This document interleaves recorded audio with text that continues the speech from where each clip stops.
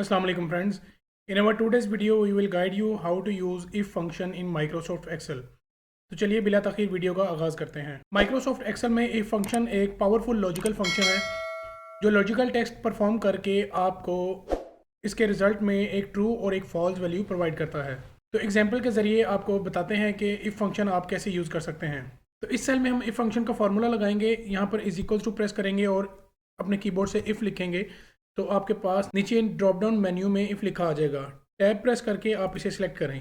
अब logical test जो हमने परफॉर्म करना है इसको हम यहाँ पर लिखेंगे। हम यहाँ पर लिखेंगे D2 is equals to inverted commas में लिखेंगे मेल, इन्वर्टेड कॉमास क्लोज करेंगे तो ये हमारे लॉजिकल टेस्ट की वैल्यू है। कॉमा प्रेस करेंगे, अगला आर्गूमेंट वो आपसे रिक्वायर्ड करेगा वैल्यू इफ़ ट्रू, कि अगर ये सच है कि D2 मेल के बराबर है तो यहाँ पर वो फॉर्मूला क्या लिखे। तो यहाँ पर हम इसे लिखेंगे इन्वर्टेड कॉमास में मिस्टर, इन्वर्टेड कॉमा क्लोज करके कॉमा प्रेस करेंगे तो नेक्स्ट आर्ग्यूमेंट फॉर्मूला रिक्वायर्ड करेगा आपसे कि इफ़ वैल्यू फॉल्स, अगर D2 में मेल नहीं लिखा तो देन वो आपकी सेल में फॉर्मूला सेल में क्या आपको प्रेजेंट करे।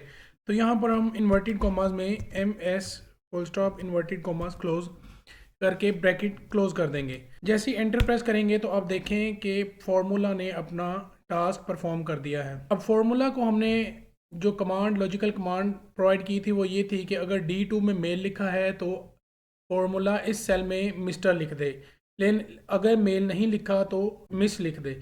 अब इस फॉर्मूला को हम नीचे की तरफ ड्रैग करते हैं तो अब ये देखें कि D कॉलम में जिस सेल में फीमेल लिखा हुआ है उसके बिल्कुल ऑपोजिट फार्मूला ने लॉजिकल टेस्ट को परफॉर्म करते हुए जो फॉल्स का आर्गूमेंट था यानी कि मिस, वो यहाँ पर लिख दिया है। तो होपफुली आपको हमारी आज की वीडियो पसंद आई होगी। अगर वीडियो पसंद आई तो इसे लाइक करें, ज़्यादा से ज़्यादा शेयर करें और कमेंट सेक्शन में अपनी राय का इजहार ज़रूर कीजिएगा।